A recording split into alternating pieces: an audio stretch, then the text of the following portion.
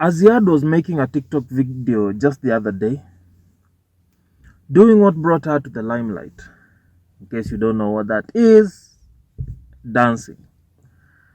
And she was dancing to Billnas, or should I say Billnas's latest song. And in the comment section below, there was a comment from Billnas himself, the owner of the song. That's on TikTok. He goes ahead and says, "Killer." Now, at first I was like, okay, because I didn't know who the owner of the song was. So at first I was like, is it that this news of Brian Chira's death has caught wind in Tanzania? And do they happen to know the backstory between Azziad Nasenya and Brian Chira's lawsuit? But then again, Tanzanian people are stupid. They are foolish. They are imbeciles, just to say the least. And I don't mean this in a bad way. You know, it's the truth, and the truth is brutal sometimes. You know, I have nothing but respect for my Tanzanian people, but my Tanzanian people are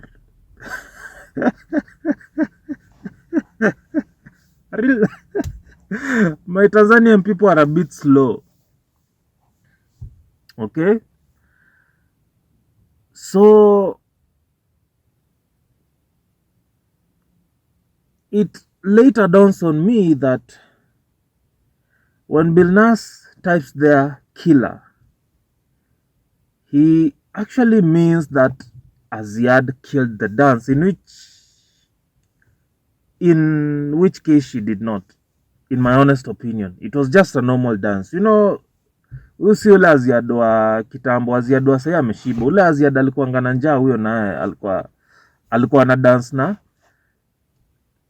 dance na fervor. Do you know what fervor means? You imbeciles out there. Fervor. Alikuwa na dance na fervor. Alikuwa na dance ni kama mtu anajua rent is due end month. But that's not the point. The point is, under that comment, Azziad replies and says, "Thank you." And then, you know, you can just imagine for yourself, all the other comments after that. Zinasema nini? Brian Chira amekufa, kwa hapo una dance. You know? And then there's this narrative going on, TikTok specifically, that somehow Azziad is responsible for Brian Chira's death. Motherfucker. Hizi transformer za Nairobi. Fuck me. Nasikia transformer imelipuka hapo. That's not the point. Let's go back to the point of concern, right? So like I was saying, apparently someone decided, or rather some TikTokers decided, Brian Chira's death is because of Azziad. Now, the reason being, kuna time Brian Chira went on TikTok drunk, and you know, he just started laying down the gospel on Azziad. Bro, for me at the time it was hilarious. Of course, the person being insulted or verbally abused, who is Azziad in this case, it wasn't funny, right? And how many times has Azziad been trolled on the internet? How many times has Azziad been called names? How many times has Azziad been accused of even having a intimate affair with the CS4 Sports, Ababu Namwamba. So many times, and not just Ababu Namwamba. Azziad has been accused of, even sleeping with Wababa and all of that stuff, right? But of course, unajua ukiwa in a position of power sometimes, lazima uchukue kama mnyonge you make an example of. And in this case, the mnyonge here was Brian Chira. Out of all the people that have called Azziad names, out of all the people that have insulted Azziad, out of all the people that have verbally abused Azziad decided to make an example out of Brian Chira. Now, the manner in which Brian Chira was arrested at that time rose a lot of suspicions. Because kutusi mtu kutusi mtu and you're just a regular Kenyan citizen with maybe a small influence will not warrant the DCI dramatically coming all the way from Nairobi, going all the way to Nakuru. That's the DCI, mind you. Going all the way to Nakuru, to arrest you. I think there are police stations huko, sindio? See, if you report someone, I guess there's a way they communicate, because every police station has a DCI department, right? If I'm not wrong, I stand to be corrected. You guys are in the comment section, I'm pretty sure are intelligent enough. You can school me on some of this stuff, right? But I'm assuming if I go and report someone, probably someone is in Kisumu. Okay, let's just use the real life examples. This someone is in Nakuru, I'm in Nairobi. Huyu mtu amentusi online. I go and report this person. It's determined this person stays in Nakuru. See, it's maybe the DCI department in Nakuru that's supposed to go and arrest this person, right? I stand to be corrected, but the whole drama revolving around the arrest of Brian Chira at that time even led to more speculation that indeed Azziad was having an affair with Ababu Namwamba, right? So fast forward, so Brian Chira is brought to Nairobi. Amepelekwa kotini. Azziad shows up and so unajua tu hizi court cases za Kenya, I guess the case is postponed to a later date, and hizi kesi tu zinaendeleanga hivyo. And so before I even proceed further, when you are arresting someone to make an example out of them, you don't anticipate this person is going to die. And Brian Chira dying has nothing to do with the court case, right? I stand to be corrected. Has nothing to do with the court case. Guy was drunk and he got hit by, a truck, allegedly. I say allegedly because I'm not sure. There are so many stories revolving around the internet on how this guy died. But the police, I believe, released a statement. So, to some extent, I am right. The guy was drunk and he was hit. To that extent, I am right. He was drunk and he was hit by a canter. I'm not going to delve into these other, conspiracy theories that are revolving around. Now, so the people who have come up with his story, Azziad killed Chira, their analogy, their logic, their argument to all this is that Azziad getting Brian Chira arrested stressed Brian Chira even more,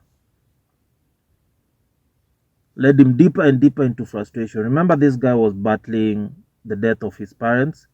This guy as I'd seen from a previous interview that he did, had been sodomized by someone at at a party, and that's how he contracted HIV. So he was dealing with that depression, he was dealing with that trauma of being sodomized and contracting HIV. That's a lot to take in, honestly. And he was the breadwinner for his grandmother. His grandmother solely depended on him, right? So you can imagine all this responsibility and all this other BS that you're having to deal with, and on top of that, you've been arrested. You have a court case to attend to.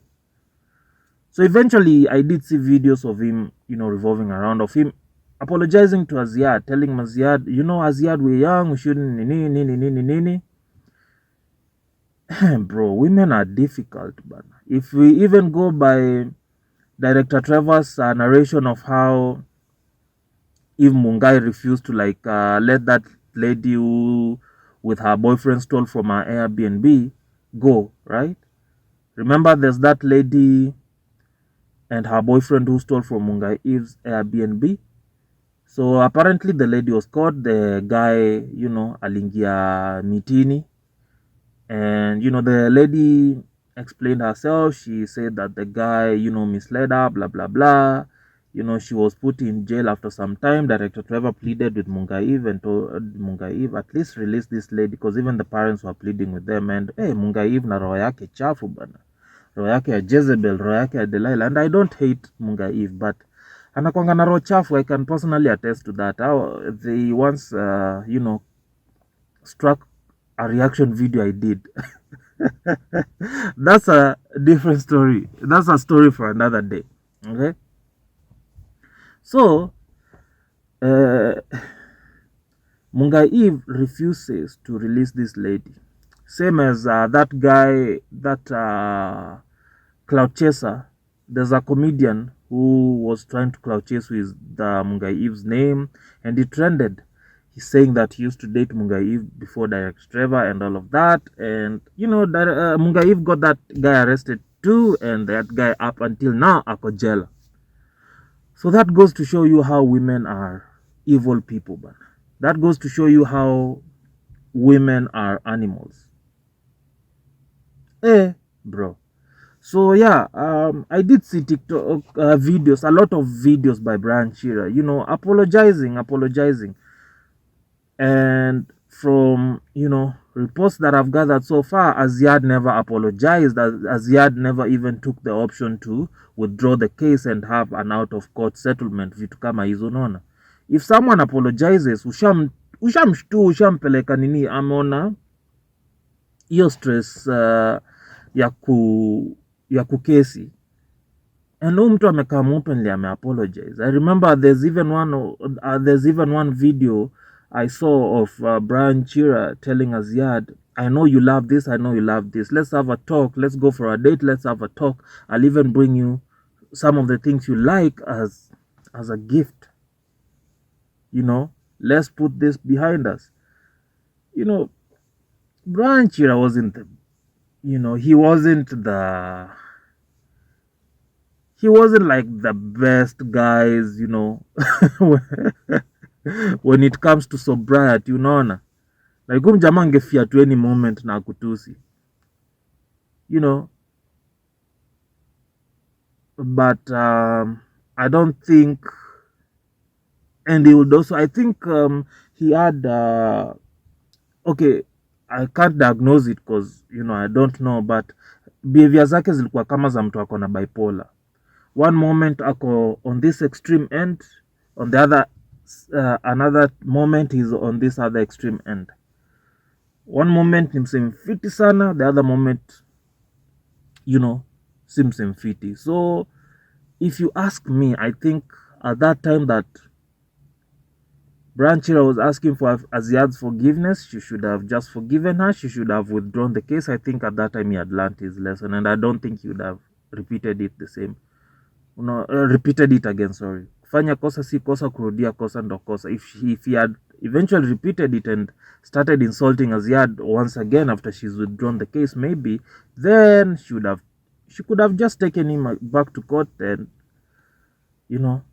maybe sasa the second time asimsamee, but the guy really pleaded for forgiveness, you know. So, but does that mean that the reason why he's dead is as a result of Azziad? Personally, no, I don't think no. Did her taking him to court add to his, compilations of frustrations and stresses? Yes, definitely yes. 100% yes.